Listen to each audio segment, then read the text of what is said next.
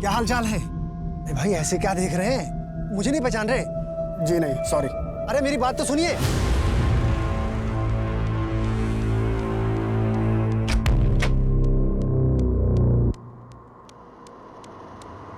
क्या हो गया? आप इतने परेशान क्यों लग रहे हैं? नहीं नहीं, कुछ नहीं। पहले देख लेना कौन है। ठीक है भाई।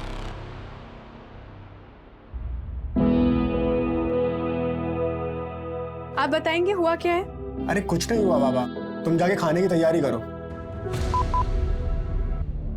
सुनीता, हाँ जी। मुझे किसी काम से मुंबई जाना है, तुम फटाफट मेरा बैग तैयार कर दो। ठीक है।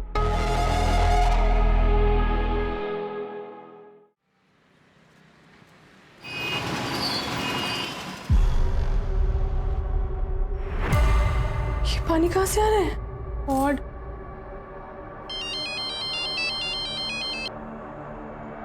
गुड मॉर्निंग भाभी जी। घर में ना पानी रिस रहा है, गंदा पानी।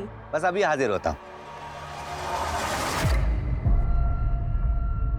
अरे भाभी जी नमस्ते।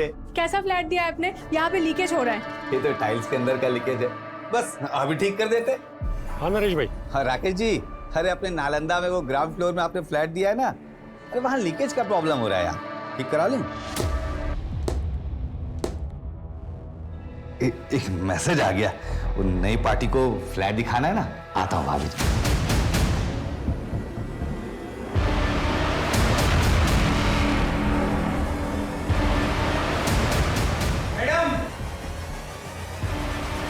क्या हुआ भैया?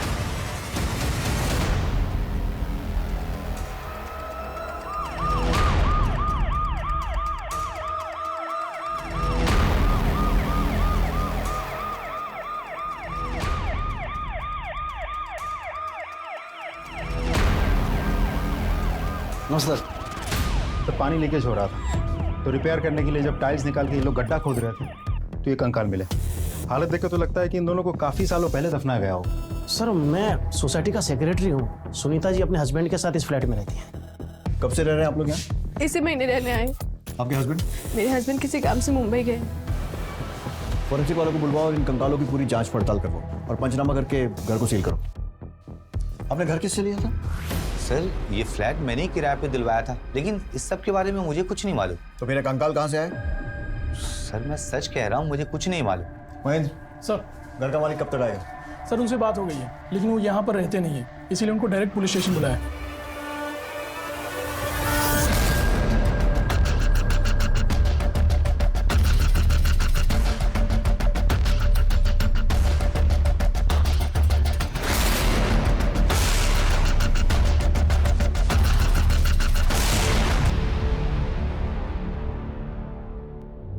मेरी माँ का पता चला।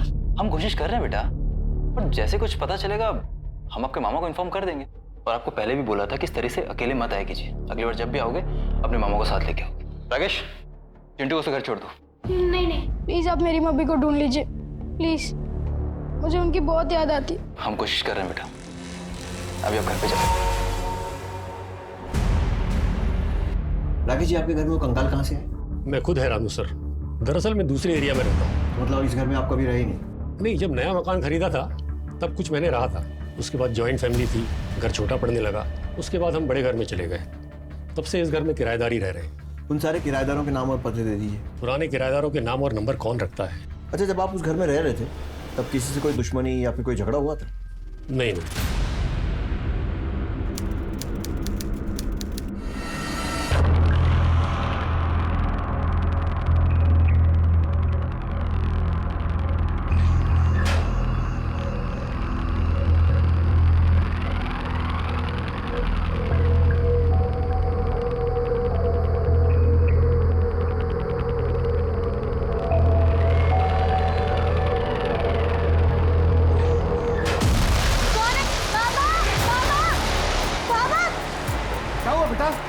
बाबा कोई आया था। चोर चोर चोर पकड़ो। कैसे लोग हैं ना बाबा, मंदिर में चोरी करने आ जाते हैं। ये बेटा, मंदिर में सैकड़ों साल पुरानी माता की मूर्ति है, साथ में ढेर सारे गहने भी हैं। जरूर वही चुराने आया होगा। वो तो अच्छा हुआ कि तूने आज मंदिर की लाज रख ली। बस माता का आशीर्वाद है बाबा। सो तो है बेटा, लेकिन हम सब कुछ माता के भरोसे छोड़ के विश्राम तो नहीं कर सकते ना। मैं आज से यहीं बाहर सोऊंगा ताकि चोर उचकों पर नजर रख सकूं। आजा आजा।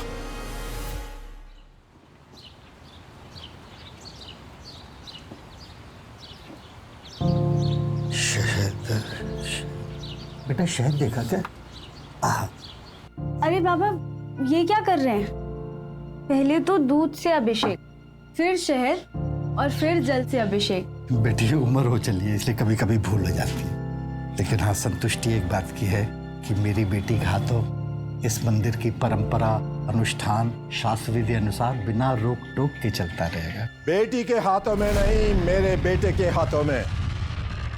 देखिए भाई साहब, ये जो धर्म कर्म की बातें होती है ना, ये बेटे के चौड़े कंधों पर ही टिकती हैं, बेटियों की नाजुक कलाइयों पर नहीं। भाई साहब, मुझे कल पता चला कि मंदिर में चोरी होते होते रह गई। अब देखिए, आपकी उम्र हो चली है, आपके कोई बेटा भी नहीं है, इसलिए मंदिर और यहाँ का विधि विधान मेरे बेटे को सौंप दीजिए। कल आपके और मेरे बाद मेरा बेटा ही तो इस सब का उत्तराधिकारी होगा। और बेटी का कोई अधिकार नहीं। बाबा पुरोहित खानदान के बड़े बेटे हैं और उनकी बेटी होने के नाते मेरा अधिकार है इस मंदिर में पूजा करने का। मैं बनूंगी यहाँ की पुजारन। दिमाग खराब हो गया है तेरा? ये हमारी परंपराओं के विरुद्ध है। तो ये परंपराएं बदलनी होंगी। जब एक औरत को देवी बना के उसे पूजा जा सकता है, तो एक औरत पुरोहित बन के पूजा क्यों नहीं कर सकती? देखो रघु, ऐसा कहाँ लिखा है कि एक औरत मंदिर की पुजारी नहीं बन सकती? समाज में बदलाव आ रहा है, तो मंदिर में भी सही। जो भी हो, हमारे इस मंदिर में ये सब नहीं होगा।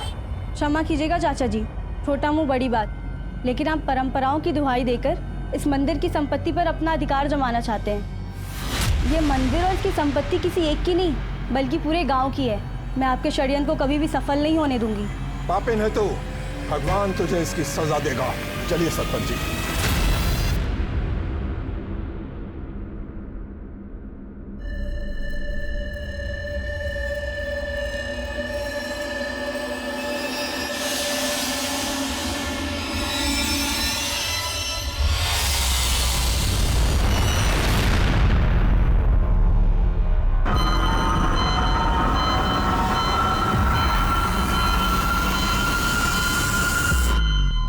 देखिए पुजारी जी, हम सभी पंचों ने मिलकर ये फैसला लिया है कि इस मंदिर की उत्तराधिकारी रचना ही होगी। बड़ी खुशी की बात है।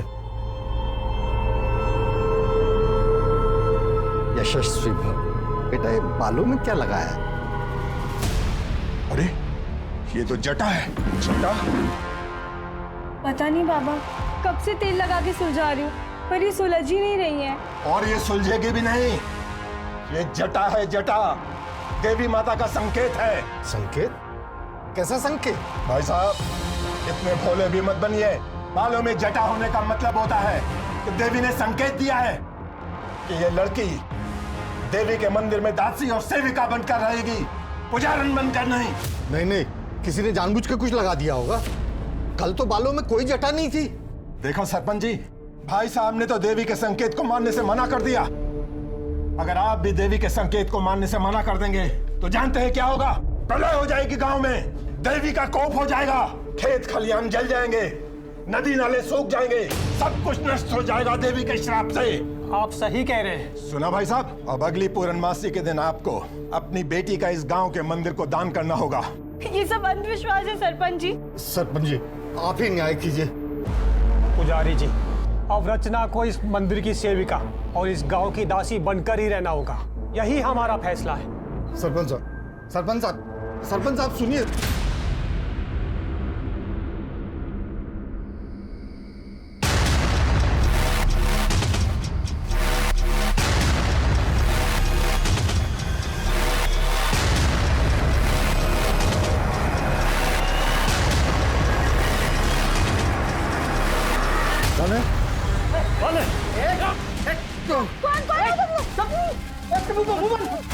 छोड़ दो मेरी बेटी को, छोड़ दो।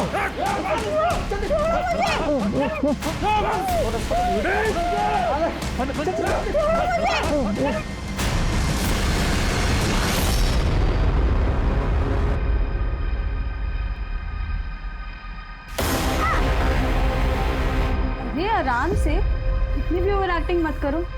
लेकिन आप लोगों का बहुत धन्यवाद, आप लोग सुनील के सच्चे दोस्त हो। कौन सुनील? कैसा सुनील? उसे तो काट के फेंक दिया। क्या? सुनील को मार दिया? और तुझे क्या लगा हम तुम्हें सुनील को सौंप देंगे? अब हम वो करेंगे जो हमें करना बनता है।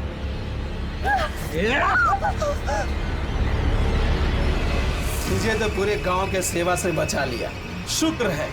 और हमारी सेवा तो बनती है ना। बीच में तो जाने दो। नहीं नहीं। साथ आई मलाई का भला छोड़ता है कोई?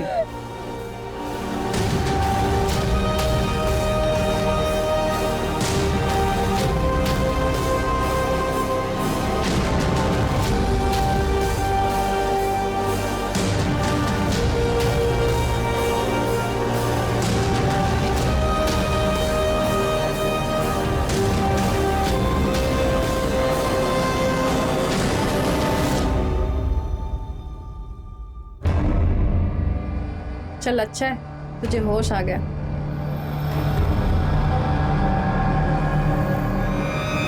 मंदिर की पुजारन बनने के सपने देखने वाली रचना को षड्यंत्रकारियों ने ऐसी जगह पहुंचाया था जहां औरत को इंसान नहीं, भोगने वाली वस्तु माना जाता है। क्या उसके संघर्षों का अंत हो चुका था या एक नए संघर्ष की शुरुआत हुई थी? और सबसे बड़ा सवाल ये था कि शहर के रिहायशी इलाके के घर में मिले कंकालों का इनसे क्या संबंध था? ऐसे कई सवालों का जवाब मिलना अभी बाकी था। सर ये वही कॉन्ट्रैक्टर है जो उस फ्लैट में काम कर रहे थे। मुझे नरेश ने बहुत मारा था, ये देखिए। क्यों? सर वो कह रहा था कि वो खुदाई में कंकाल मिला तो पुलिस को बताने की क्या जरूरत थी? पुलिस को बताने की क्या जरूरत? मिट्टी डाल के उसके ऊपर टाइल्स लगवा के मामला रफा दफा नहीं कर सकता था? और तुम्हारी वजह से मैं फंसा ना तो मैं तुम्हें छोड़ूंगा नहीं। साहब मुझे बचा लीजिए साहब, बहुत बहुत मारेगा। आप चिंता मत कीजिए, वो कुछ नहीं कर पाएगा। इन्हें लेकर जाओ, इनकी कंप्लेन लिखो और पट्टी करवाओ। तो नरेश हमसे कंकाल की बात क्यों छुपाना चाहता है? उस मकान का मालिक राकेश, दोबारा बुलाओ उसे। राकेश जी, पिछली बार की खातिरदारी याद होगी आपको? एक सवाल पूछना रह गया था। नरेश के बारे में क्या जानते हो? सर उस एरिया में नरेश की बहुत चलती है। सारे फ्लैट किराए पे वही देता है और कोई भी उसके मार्केट में घुसने की कोशिश करता है तो बखेड़ा खड़ा कर देता है सर। और तो और पुराना किराएदार जाने के बाद नया किराएदार आने तक चाबी नरेश के पास ही रहती थी। हाँ साहब, नरेश दिल का काला और नाड़े का ढीला आदमी है। खाली फ्लैट में लड़कियों को बुलाता रहता है। दबंग है, इसलिए उसे कोई कुछ बोलता ही नहीं। कब से काम कर रहे हो साहब? 4-5 साल हो गए। कुछ और पता चले तो बताना। जी साहब। सुनिए जी। चाबी। Thank you.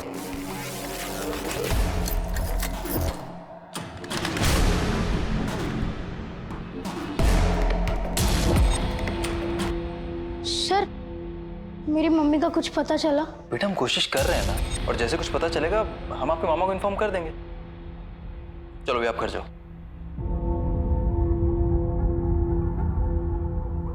सर ये बच्चा बार बार आकर अपने माँ के बारे में पूछते रहता है। उनके मामा से कहा, लेकिन कुछ भी फायदा नहीं हुआ। एक आध बार उस एरिया में जाके देखते जहाँ पे इसकी माँ गुम हो गई है। लेकिन वो एरिया तो कुंज विहार की हद में आता है ना, तो हम इतनी मगजमारी क्यों करें? और वैसे भी एक बच्चे की कंप्लेंट पर कितना नाचेंगे हम?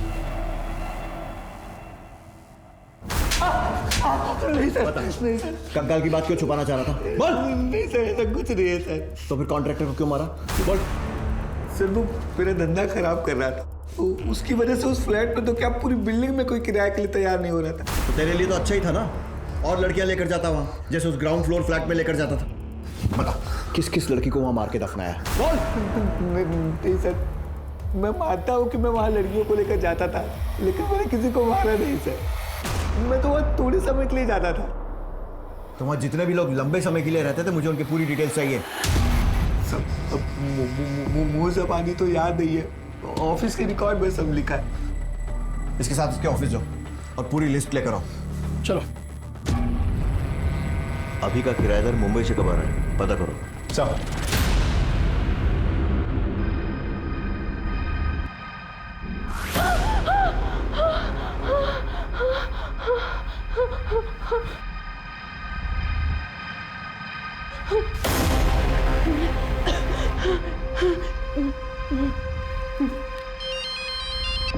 हेलो, हेलो, मुझे बहुत डर लग रहा है। आप कब आ रहे हो? तू टेंशन मत ले, मैं कल सुबह की पहली फ्लाइट पकड़ते ही आ रहा हूँ भोपाल।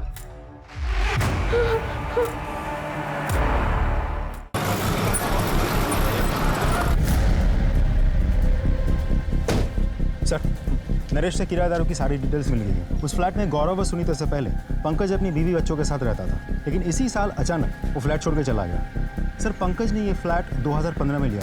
उससे पहले वहाँ परेश शाह रहते थे। सर, मैं व्यापारी आदमी हूँ, मुझे नहीं पता मेरा इन कंकालों से क्या वास्ता। वास्ता हो भी सकता है, आपकी किसी से दुश्मनी रही हो या फिर किसी से झगड़ा हुआ हो और गुस्से में आपने उन्हें मार के दफना दिया हो और फिर घर और शहर छोड़कर चले गए।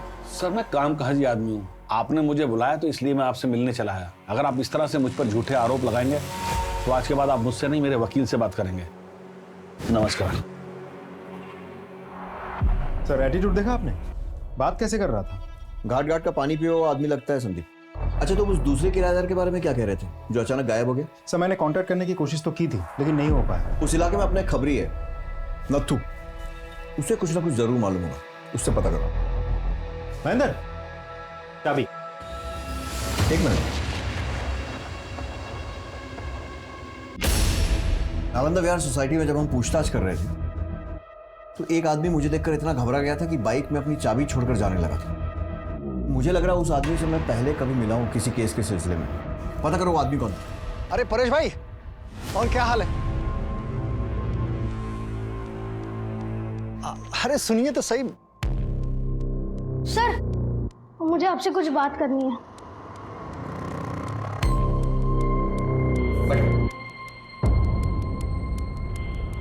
बोलो बेटा। सर, मेरी माँ खो गई है। क्या नाम है तुम्हारा? मेरा नाम चिंटू है। कहाँ रहते हो?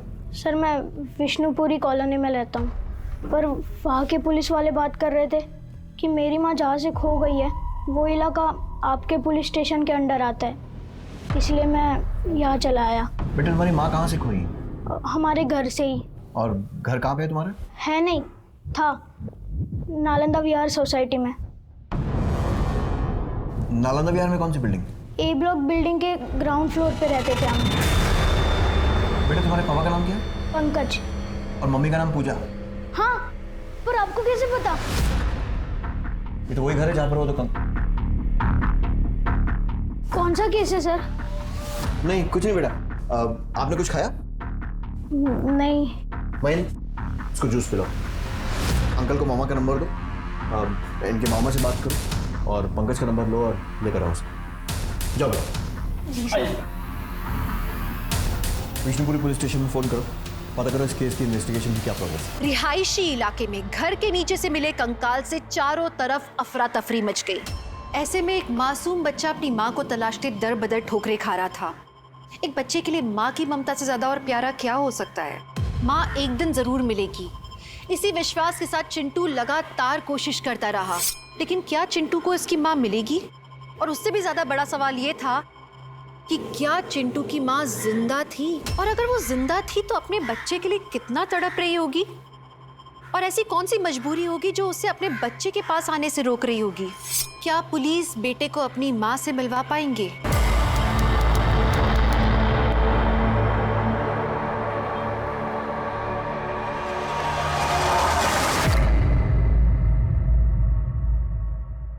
चम्मक छल्लो, क्या नाम है तेरा?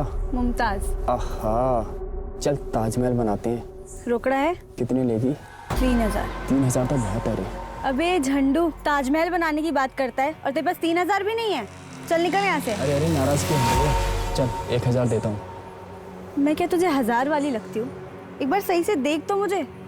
3000 लेती हूँ लेकिन मजा 30000 का देती हूँ। तो 1000 लेके 10000 का मजा देना, मुझे चलेगा। अबे झुमरू, निकल यहाँ से। बड़ा आया, 1000 रुपए में ताजमहल बनाएगा। जा यहाँ से।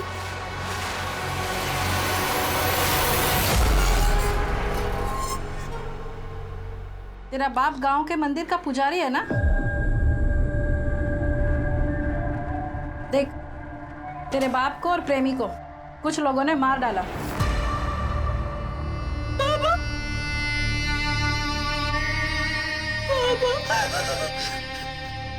देख, तेरे जैसी अनाथ नौजवान लड़की को दुनिया वाले नोच खाएंगे। खुद से धंधे पे बैठ जा और रुआब से कमा और मर्दों को अपनी उंगली पे नचा। नहीं, मैं मर जाऊंगी, मेरे गंदा काम कभी भी नहीं करूंगी। तेरे जैसी मना करने वाली लड़कियों को जिंदा गड्ढों में गाड़ देते और पुलिस को कंकाल तक नहीं मिलता, सोच ले।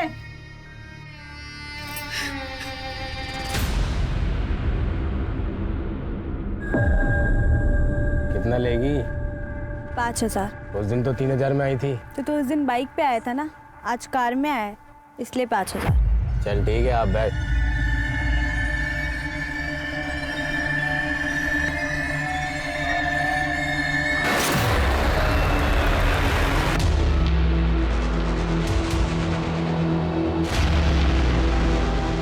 कितना छापा?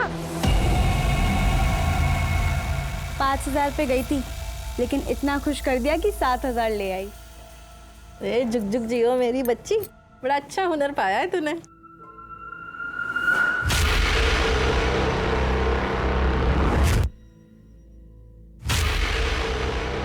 ऐसा कैसे हो सकता है? वो तो उसे तुम लोगों ने क्या बड़बड़ा रही है? देख, तेरा पुराना सेठ आ गया। इस समय? अरे बीवी से झगड़ा हुआ होगा, तेरे पास आके दिल हल्का करेगा। जा, क्या हुआ? देख, जाके सेठ का दिल बहला।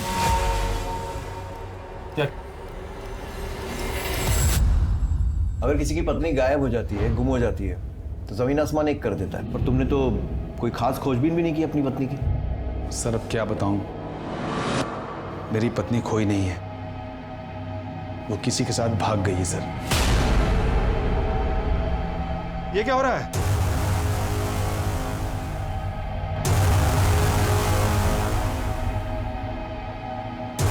पूजा, ये क्या हो रहा था? पूजा, पूजा गलत है ये। तुम मेरी बीवी हो, मेरे बच्चे की माँ हो। बस मामा, और नहीं, मुझे बहुत नींद आ रही, मैं सोने जा रहा हूँ। गुड नाइट पापा, गुड नाइट मामा। तुम भी खा लो। पूजा, जो कुछ भी हुआ है मैं उसे भूलने के लिए तैयार हूं, बस तुम अजय से मिलना जुलना बंद कर दो। पूजा, मैं तुमसे बात कर रहा हूं, तुम देखो, हम लोग एक नई शुरुआत करते हैं, दूसरे शहर में जाकर रहते हैं। पूजा, मैंने उन्हें समझाने की बहुत कोशिश की, लेकिन वो नहीं मानी। अंत में एक लेटर लिखकर घर के सारे गहने लेकर वो अजय के साथ भाग गई। वो लेटर है आपके पास? लेटर तो जला डाला है सर। जब पूजा गायब हुई तब चिट्टू कहाँ था? अपने मामा के यहाँ था सर। समझिए, चिंटू को मामा के यहाँ भेजा, फिर पूजा और उसके प्रेमी को मार दिया और दोनों को अपने ही घर में दफन कर दिया। उसके बाद पूजा के गायब होने का नाटक, और फिर बिना नोटिस दिए घर छोड़कर, शहर छोड़कर चले गए। उस घर में मिले दोनों कंकाल पूजा और उसके प्रेमी अजय के ही है ना? सर, मैंने उन्हें नहीं मारा है और ना ही उन्हें दफनाया है। अभी भी टाइम है, सच सच बता दे। सर, मैं सच कह रहा हूं, मैंने कुछ नहीं किया, किसी को नहीं मारा है मैंने।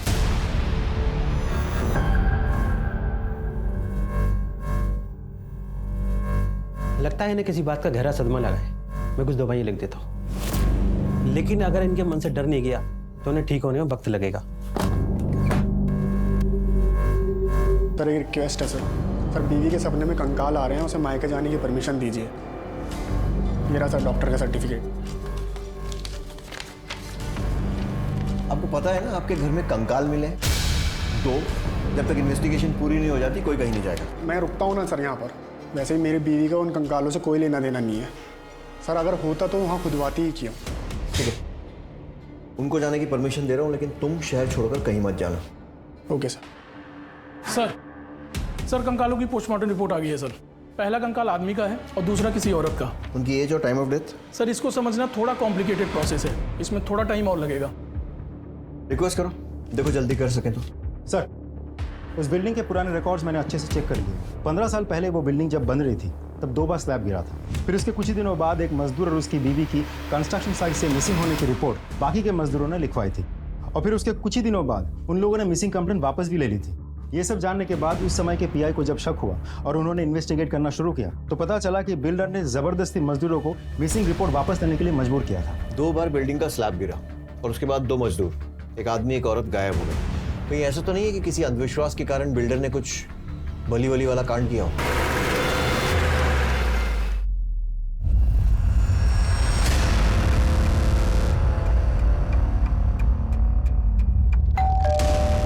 नालंदा सोसाइटी, वो बिल्डिंग आपने ही बनवाई थी ना? जब वो बिल्डिंग बन रही थी 2 मजदूर गायब हुए थे वहां से, एक आदमी और एक औरत। और अब जो कंकाल मिला है वो भी एक आदमी और एक औरत का ही है। मामला सामने ना आ जाए इसलिए आपने अपने मजदूरों पर प्रेशर डाला था और उन्होंने कंप्लेंट वापस ले ली थी, है ना? जी नहीं सर, तो पुलिस कंप्लेंट की वजह से मेरी बिल्डिंग का काम रुका पड़ा था और जिसकी वजह से मेरा बहुत नुकसान हो रहा था। फिर मैंने किसी तरह मजदूरों को समझा बुझा करके कंप्लेंट वापस करने के लिए मनाया। अपने गायब मजदूरों का नाम बता दीजिए। इतना पुराना रिकॉर्ड कौन रखता है सर? ये मजदूर हैं, कहीं 2 पैसा अधिक मिला यहाँ काम छोड़ के वहाँ चले जाते हैं। जब वो बिल्डिंग बन रही थी तो 2 बार उसका स्लैब गिरा था। कहीं ऐसा तो नहीं अंधविश्वास के कारण उन दोनों की नरबली दे दी गई हो? अरे सर, मैं धर्म कर्म करने वाला पंडित व्यक्ति हूँ और मैं बिल्डिंग का फाउंडेशन खुद खड़े रह करके वहाँ पर बनवाता हूँ और मेरी बिल्डिंग में ऐसा कांड हो ही नहीं सकता। आपकी बिल्डिंग में क्या कांड हुआ है और कैसे कैसे कांड हो सकते हैं वो हम पता लगा लेंगे, लेकिन एक बात ध्यान रखिए, अगर ये पता लगा ना कि इसमें आपका जरा सा भी हाथ है, आपकी खैर नहीं। सर, चोरत पुलिस स्टेशन से खाई में गिरी कार और मिसिंग डेड बॉडीज की फाइल आ गई है। करेक्ट, मनीष मिश्रा की गाड़ी खाई में गिरी थी और कार में मनीष और मीना की चप्पलें मिली थी, लेकिन दोनों की डेड बॉडीज नहीं मिल पाई थी। और भूषण मनीष का बिजनेस पार्टनर था और मनीष के मरने के बाद सारा का सारा बिजनेस भूषण के नाम हो गया। मार क्यों दे साहब? जिस फ्लैट में कंकाल मिले थे उसके ऊपर पहले फ्लोर पे भूषण रहता है, जानता है उसे? हाँ साहब। भूषण उस फ्लैट में गया था जहाँ कंकाल मिले थे कभी भी? याद नहीं साहब। देख, केस उलझता जा रहा है और मेरा दिमाग भी। सच बता और जल्दी बता।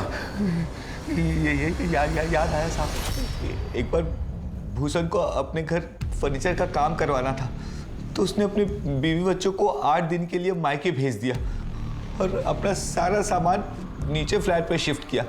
मैंने चाबी दी थी। अब बता रही है, कब दी थी चाबी? परेश जी के फ्लैट छोड़ने के बाद और पंकज जी के फ्लैट लेने से पहले।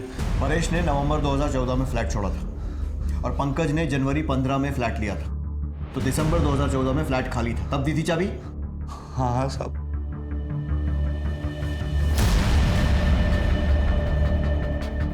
मनीष और मीना मिश्रा की गाड़ी भी दिसंबर 2014 में ही खाई में गिरी थी। टाइम तो मैच हो रहा है। सर, हो सकता है भूषण ने ही मनीष और उसकी बीवी को मार के उस फ्लैट में दफना दिया।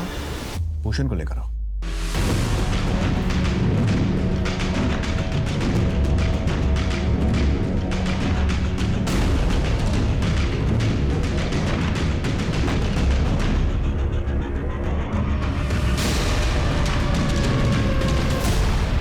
सर, बस समझिए, भूषण बिना किसी को कुछ कहे गायब हो गया। उसका फोन भी स्विच ऑफ आ रहा है। ये भूषण उन कंकालों के बारे में कुछ ना कुछ तो जरूर जानता है। अपने सारे खबरियों को एक्टिवेट करो और सारी पुलिस थानों में उसकी फोटो भेजो सर, और उसका मोबाइल भी सर्वेलेंस पे डालो सर। हेलो जय हिंद सर, आपके एरिया पे बाईपास रोड पर एक डेड बॉडी मिली है। क्या?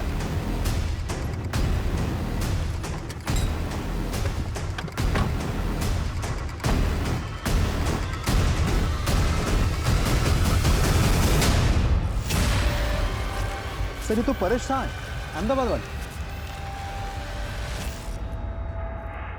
सर, इनको तो गला घोट के मारा गया। सर, ये तो वही है जो उस कंकाल वाले फ्लैट में किराएदार थे। लेकिन परेश तो उसी दिन अहमदाबाद वापस जाने वाला था। अगर वो अहमदाबाद नहीं गया तो शायद किसी होटल में रुका होगा। सारे होटल्स में चेक करो, कुछ ना कुछ क्लू जरूर मिलेगा। बॉडी का पंचनामा करके पोस्टमार्टम के लिए भिजवाओ और परेश के call detail records निकलवाओ।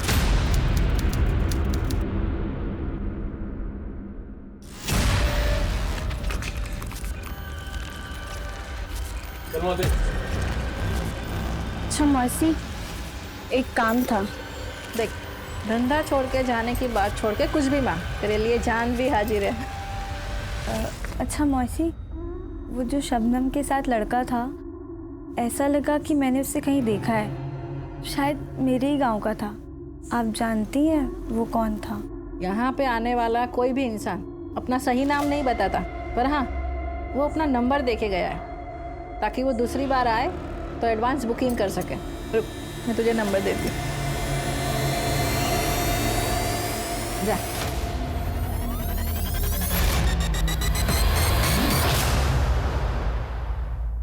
Hello Sunil, रचना। सुनील, तुम जिंदा हो? मुझे लगा तुम्हें तो डकैतों ने। मुझे तुम्हारे प्यार और दुआओं ने बचा लिया रचना। तुम कहाँ हो सुनील? मैं तुमसे मिलना चाहती हूँ। मैं भी तुमसे मिलना चाहता हूँ, तुम जल्दी आ जाओ, मैं तुम्हें अभी एड्रेस मैसेज कर रहा हूँ। हो गई बात तेरे गांव वाले से? कमलेश का मोबाइल लोकेशन इसी एरिया में नजर है। सर बॉडी तो बहुत बुरी तरह से जल चुकी है। ये तो गौरव की आईडी है।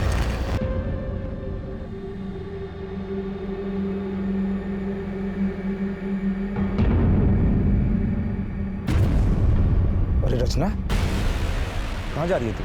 प्लीज मुझे जाने दीजिए। मालकिन को क्या जवाब दूंगा? क्या छिपा रही है? नहीं। क्या छिपा रही है? पैसे चोरी करके भाग रही है तू? नहीं नहीं नहीं। चल दिखा। अरे चल। अरे छोड़ के गई।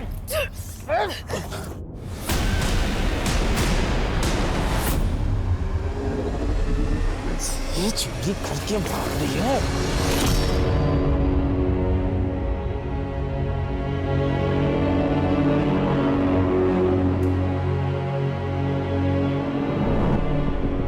Sir Paresh Indore palace hotel में रुका था, वहाँ का सीसीटीवी फुटेज मिल गया सर। परेश इस आदमी के साथ बाहर निकला और उसके बाद परेश का मर्डर हो गया। पता लगाना पड़ेगा ये आदमी कौन है। अपने पैन डेटा, आधार डेटा और हमारे रिकॉर्ड्स सबसे चेक करो, कहीं ना कहीं से तो उसकी कुंडली जरूर निकलेगी।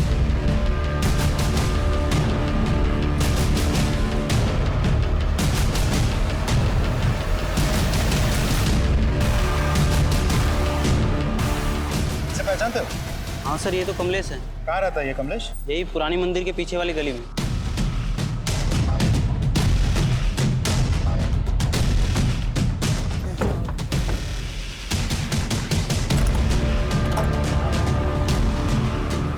सुनो जरा, इधर आओ। जी, कमलेश इधर रहता है? हाँ। घर पे तो ताला लगा हुआ है, कहाँ गया वो? नहीं पता। नंबर है उसका? हाँ सर। नंबर ले लो। Okay sir. हाँ संदीप। सर, कमलेश तो गायब है, उसके घर पे ताला लगा हुआ है, लेकिन उसका नंबर हाथ लग गया। उसका फोन सर्वेलेंस पे डालो और ट्रैक करने की कोशिश करो। सर। हाँ संदीप। कमलेश का नंबर ट्रैकिंग पे डाल दिया है। कंट्रोल रूम बहुत जल्द उसका लाइव लोकेशन हमें अपडेट करेगा। काफी टाइम लग रहा है, लेकिन सर भूषण को ट्रैक कर लिया, हमारी टीम उसे पकड़ के लेके आती होगी। बिना किसी को बताया गायब। किस बात का डर था? हमारी पूछताछ का। मैंने लोन लिया था और साहूकार मुझे परेशान कर रहे थे, तो मैं अपने दोस्त के घर चला गया था और सर मैंने अपना फ़ोन बंद कर लिया था। मैंने सोचा सर सब कुछ ठीक होगा और पैसों की जुगाड़ होगी तो मैं वापस आ जाऊंगा। दिसंबर 2014 में तेरे पार्टनर मनीष की गाड़ी खाई में गिरी, लेकिन उसकी और उसकी बीवी की डेड बॉडी नहीं मिली, सिर्फ कार मिली। और दिसंबर 2014 में ही तूने अपने बीवी बच्चों को बाहर भेजकर फर्नीचर बनाने के बहाने अपना सारा सामान नीचे वाले फ्लैट में शिफ्ट किया। तूने मनीष और मीना को मारा और उसके बाद उन्हें उस फ्लैट में दफनाया। देखिए सर, मैं आपसे बोल चुका हूँ, ना मैंने मनीष को मारा और ना ही मैंने मीना को मारा सर। सर मेरी बात सुनिए सर, एक बात बताइए, मैं आपसे क्यों झूठ बोलूंगा? सर मैं सच बोल रहा हूँ, मैंने मनीष मीना को नहीं मारा और ना ही मैंने उस फ्लैट में उनको दफनाया। मेरी बात पे यकीन कीजिए सर, प्लीज। सर, कमलेश का नंबर ट्रैक हो गया।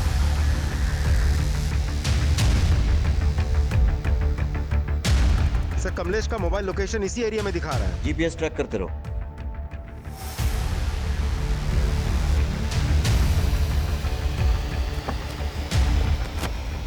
सर लोकेशन तो यहीं कहीं दिखा रहा है। आसपास तलाशी लो। एक काम करो, इसका नंबर डायल करो। सर।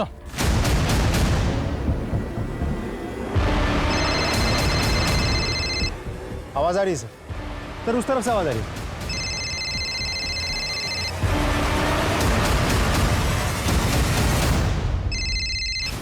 तो बॉडी तो बहुत बुरी तरह से जल चुकी है। सर ये फोन। सर आईडी, ये तो गौरव की आईडी है। फोन कमलेश का और आईडी गौरव की। आसपास देखो और कुछ मिलता है क्या? पंचनामा करके बॉडी को पोस्टमार्टम के लिए भेजो। उसकी वाइफ को इन्फॉर्म करो। गौरव को कौन मार सकता है और क्यों? सर गौरव के घर से मिले कंकालों के साथ इस मर्डर का कोई कनेक्शन तो नहीं है। और कमलेश का फोन गौरव की बॉडी के पास मिलना, यही कमलेश परेश के साथ होटल में दिखाई दिया था। इसके बाद परेश का मर्डर हो गया था। पता लगाना पड़ेगा ये कमलेश है कौन, और ये भी कि इन तीनों को मारने वाले अलग अलग लोग हैं या फिर ये तीनों केस एक दूसरे से जुड़े हैं और हत्यारा कोई एक ही है। सर हो सकता है गौरव और कमलेश की लाइफ से हमें कोई सुराग मिल जाए। इन दोनों के फोटोज सारे पुलिस स्टेशन में सर्कुलेट करवाओ और डिटेल्स निकालो। पहले परेश और उसके बाद गौरव की हत्या ने एक नया सवाल खड़ा कर दिया था कि क्या कंकालों से जुड़ा कोई शख्स इन दोनों की हत्या का जिम्मेदार है, और अगर है तो उसकी वजह क्या है? गौरव की किसी से कोई दुश्मनी थी या फिर किसी ने कोई धमकी वगैरह दी हो? वो एक दिन अचानक मार्केट से घबराए हुए घर आए थे। क्या हो गया? आप इतने परेशान क्यों लग रहे हैं? नहीं कुछ नहीं। मैंने पूछा भी था लेकिन उन्होंने कुछ जवाब नहीं दिया। उनकी फैमिली में और कौन कौन है? कोई नहीं है सर, वो अनाथ थे। बचपन में ही उनके माता पिता का स्वर्गवास हो गया था। उन्होंने बोला था कि किसी अनाथ आश्रम में वो पले बड़े हैं। उस अनाथ आश्रम का नाम मालूम है आपको? नहीं पता सर। देखिए, गौरव की बॉडी हम आपको पोस्टमार्टम के बाद ही दे पाएंगे, अभी आप जा सकते हैं। पता करो कि गौरव कौन से अनाथ आश्रम में था, क्योंकि अगर वो वहां था तो गवर्नमेंट एजेंसीज के पास उसके सारे रिकॉर्ड्स हैं। हेलो, क्या? ठीक है सर, एक इंटरेस्टिंग इंफॉर्मेशन हाथ लगी है।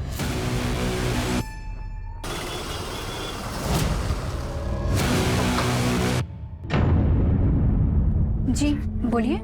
माँ,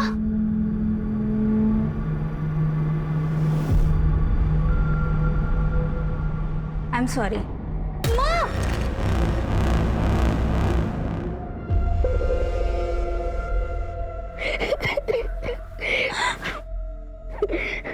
घर चलो माँ, घर चलो। नहीं बेटा, मैं नहीं आ सकती। क्यों माँ, क्यों नहीं आ सकती आप घर? बेटा, तेरे पापा।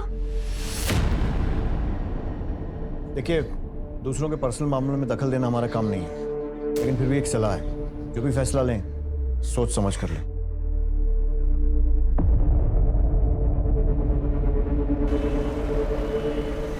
सर, गौरव की फोटो हूबहू एक आदमी से मिलती है जो 6 साल जेल काट चुका है, लेकिन जेल रिकॉर्ड्स में उसका नाम प्रसाद है। प्रसाद कौन सी जेल से छूटा? भोपाल सेंट्रल जेल में था सर, और पिछले महीने ही छूटा। कुंडली निकालो इसकी। गौरव से आपकी शादी कब हुई थी? सर 2 महीने पहले। लव मैरिज थी या अरेंज? अरेंज। बता सकती हैं शादी फिक्स किसने करवाई थी? सब, मैं गरीब परिवार की लड़की हूँ। गांव के पुजारी राघु चाचा ने हमारी शादी तय की थी।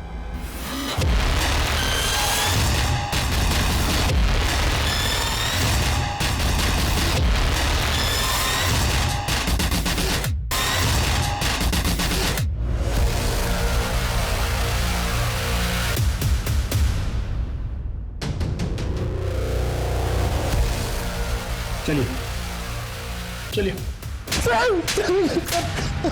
चल, शुरू हो जाए। बताता हूँ सर, बताता हूँ मैं। सर, मेरे और मेरे पिता की मंदिर की संपत्ति पर काफ़ी सालों से नज़र थी। मेरे ताऊ और उनकी बेटी हमारे रास्ते का रोड़ा बनी हुई थी। रचना को ठिकाने का लगाने के लिए मेरे पिता ने उसके बालों में जटा बनाई और मंदिर की पुजारन न बनने के बजाय उसे दासी बनने पर मजबूर किया।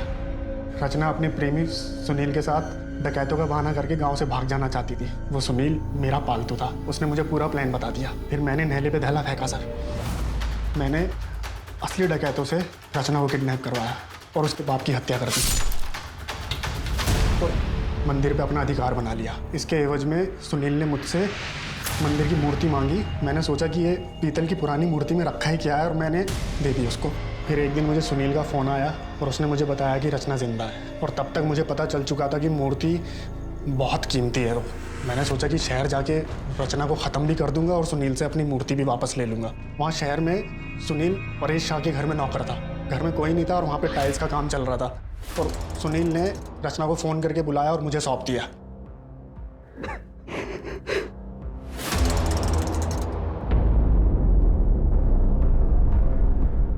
प्रसाद, तुम यहाँ? तुझे अपने रास्ते से हटाने का अधूरा काम पूरा करने आया हूँ। तुमने इसे यहाँ बुलाया जिससे मैंने इतना प्यार किया? मुझे तुम्हारी शक्ल भी नहीं देखनी है। तुझे इतनी आसानी से नहीं छोड़ूंगा। जहाँ तेरे बाप को भेजा, आज तुझे वहीं भेज रहा हूँ।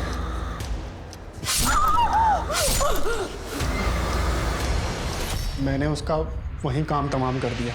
सुनील से जब मैंने अपनी मूर्ति वापस मांगी तो वो मुकर गया। उसने वो मूर्ति वहीं कहीं फ्लैट में दफनाई है। सर, जब मैंने ज़्यादा जोर डाला तो वो कहने लगा सर मेरे पूरे षड्यंत्र का पर्दाफाश कर देगा।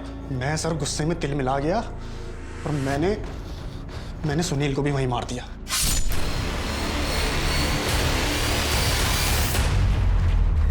उन दोनों प्रेमी जोड़ों को वहीं दफन कर दिया उसी फ्लैट में। सुनील का इस तरह गायब हो जाना शक के घेरे में आ सकता था, तो मैंने परेश शाह के लौटने का इंतज़ार किया और उससे मिला।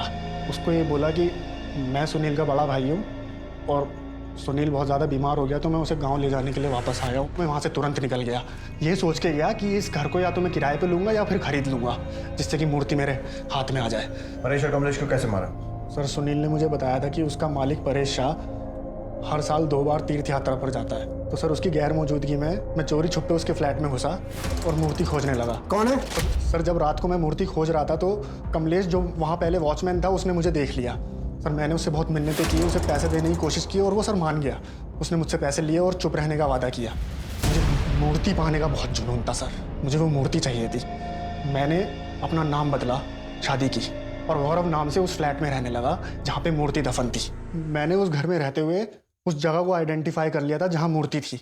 और सर, मैं मुंबई गया, उसका सौदा करके आया, लेकिन इसी बीच मेरी बेवकूफ़ बीवी ने मेरे ही गड़े हुए मुर्दे निकलवा लिए। इसी बीच आपने परेश शाह को पूछताछ के लिए बुलाया और परेश को वो कमलेश, उसका पुराना वॉचमैन भी मिला और उसने उसको सब कुछ बताया कि मैं उस फ्लैट में घुसा था चोरी छुपे। परेश के दिमाग की बत्ती जल गई, उसने मुझे बुलाया और पूछताछ की। सर, मैं और देर नहीं करना चाहता था। मैं सामान लेने के बहाने उस फ्लैट में गया और मूर्ति निकाली और परेश को मिलने के बहाने बुलाया और उसको वहीं मार दिया। फिर मैंने सर कमलेश को मारा क्योंकि मैं कोई गवाह और कोई सबूत नहीं छोड़ना चाहता था। इसलिए मैंने सर कमलेश को वहाँ जलाया, गौरव की आईडी वहाँ फेंकी जिससे लगे कि गौरव मर गया, और सर मैंने मूर्ति ली और गाँव चला गया। बाकी की सारी उम्र जेल में सड़ेगा।